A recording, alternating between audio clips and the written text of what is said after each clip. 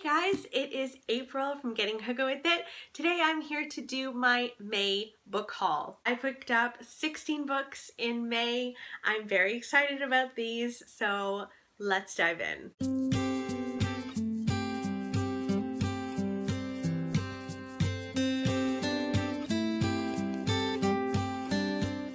The first book that I got was The Unlikely Pilgrimage of Harold Frye. I've heard only wonderful things about this book. I've heard that this book will make you weep. So this follows Harold Frye, who wakes up one morning and is off to post a letter. He just keeps walking, and the reason that he keeps walking is to save someone else's life. I've heard amazing things about this. I'm so excited to have this on my shelf. There's also the follow-up to this that is The Love Song of Miss Queenie Hennessy, and I'm really eager to pick that one up too. I'll definitely be on the lookout for that one too. I also picked up The Best Kind of People at a library sale for like $1. I was amazed. So this follows the story of a family.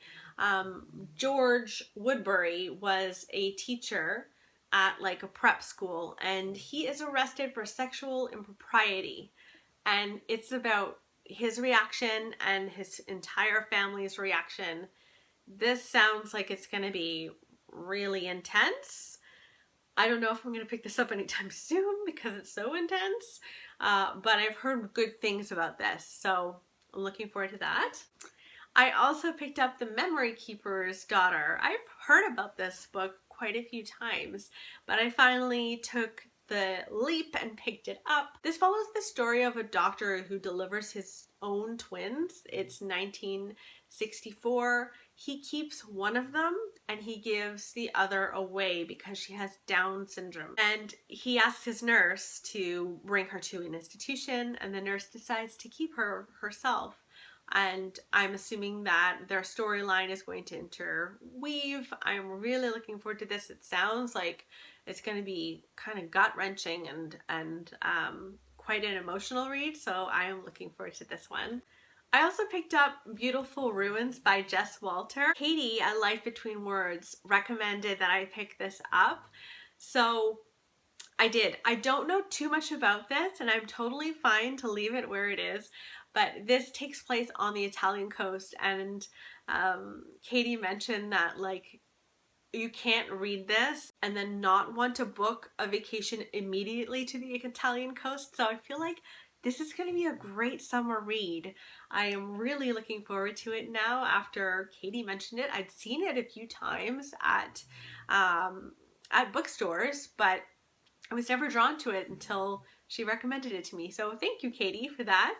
I also picked up Philomena. I love this movie so much. I could watch it over and over again and never get tired of it. So I'm assuming that I'm going to like the book too. And I'm assuming that I'm going to get more from the book. I think this is actually non-fiction, if I'm not mistaken. It's a true story about a woman in Ireland. And as a teenager in like 1952, she is pregnant and she's sent away to this convent. I guess that happened a lot at that time if you got pregnant when you were a teen. So she's sent away and she delivers a baby boy, and she falls in love with him, and he's taken away from her and is sent to America for adoption. So she's looking for him. The movie was amazing, so I can only imagine I'm going to fall in love all over again. I also got The 100-Year-Old Man Who Climbed Out the Window and Disappeared. So this one sounds so cute. It follows this man who turns 100. They are having this big huge party for him at the senior's home, and he's just like, no, I'm just gonna go. So he literally climbs out the window and he's like, I'm going on an adventure. So this is the story of his adventure. It sounds so adorable and wonderful, so I am totally in. I also got The Road to Little Dribbling by Bill Bryson. I've heard a lot of people talk about Bill Bryson and how hilarious he is. This follows his travels through Britain, and that's all I really know, but I've heard really great things, so gonna try that out. I got The Goldfinch for $1. I just get such good deals. This is why I can't help but like haul this amount of books, because I really do want to read this at some point. How can I say no? It's $1 and it's the hardcover. Come on.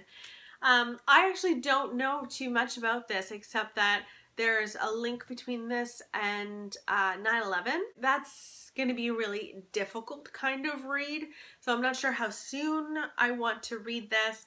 I might actually read The Secret History by her first before I dive into this because it's such a hunker, but I'm really glad to have this on my shelves. I also picked up Middlesex. I'll be honest, I don't know anything about Middlesex.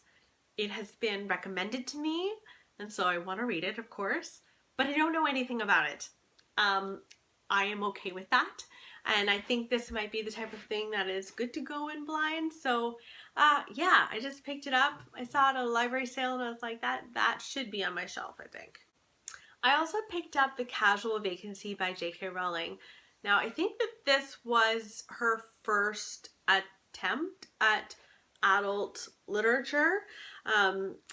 I've read the Robert Galbraith, some of that writing and some of those books, but I didn't like it. So I am giving this a chance. This isn't meant to be a mystery, I don't think. I think it's about a small town where someone dies and there's a spot on the council that can be taken, and there's some competition, I guess. I don't know anything about this book beyond the fact that it's J.K. Rowling. I'm trying to give her another chance at adult literature, so we'll see. I also picked up The Crowning Glory of Calla Ponder. Now, I personally really liked The Divine Secrets of the Yaya Sisterhood. There's something about it that just made me happy. I saw it and thought, that just seems so fun. Look how happy this little kid is. She tells lovely Southern stories, essentially, so I'm hoping it's good. I got my own copy of Mr. Pip by Lloyd Jones. I love Mr. Pip so much. I've already read it, but I needed this on my shelf because this definitely is something that really spoke to me. This follows a little island in Africa, and there is war stirring, and all of the white people are getting out except this one man who decides to stay behind and decides to teach these children who are still there, and he doesn't know what he's doing, so he picks up a copy of Great Expectations and starts reading that to them, and it's about his relationship with these kids. It's a beautiful book. This is definitely something I want to reread, so I'm happy to have this on my shelf for sure.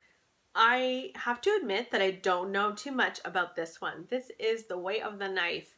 It's a non-fiction book. It's about the CIA, a secret army, and a war at the ends of the earth. It's just kind of an interesting account of how the CIA went from being created because of the Cold War to how now it's used essentially to kill some of America's enemies, and it blurs the lines of soldiers and spies.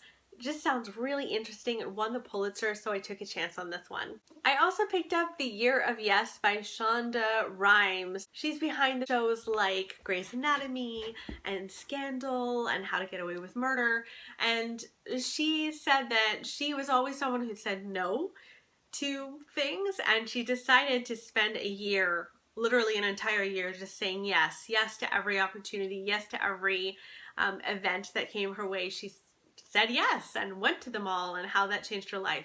And I know a lot of people have trouble saying no.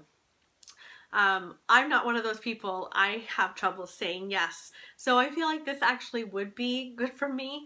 I'm hoping that this is going to be good, and we will see. I'll let you know. I also bought The Silence of Bonaventure Arrow. This was recommended to me by my mama. She always has the best recommendations. It's great. So this follows the story of a little boy named Bonaventure Arrow who didn't make a peep when he was born, and the doctor nearly took him for dead. So it's about this little boy who doesn't speak and how he helps other people just by listening. It sounds so, so lovely. I don't know what it is about this, but I'm very excited. Now, my mom apparently got in touch with Rita Legansky when she read this, which was a few years ago. My mom was just writing to her to say, I loved your book so much, and Rita wrote back to say that she was in the middle of writing something else. And my mom and I checked like Goodreads and nothing. So I don't know if she stalled or what, but I'm hoping that she's still writing. I'm trying to finish that book so that by the time I finish this one, there might be a new one out there. I also picked up Spinster. I've seen this around a lot and have been drawn to it. I was single for a really long time before I met my husband, obviously. I definitely identified with all of the hardships of being single and also the judgment that you get from being single, especially a woman of a certain age, like a spinster age. It's a bit silly. I love that this book celebrates the women who didn't get married and stayed on their own and kicked some serious ass in the world. I'm really looking forward to reading this. You don't need a man, ladies. You don't. So those are all of the books that I bought in May. I think I did really well. I'm really excited about all of these. So let me know if you've read any of those and what you thought of them. I'm always interested to hear, and I hope this finds you well, and I will see you next time. Bye!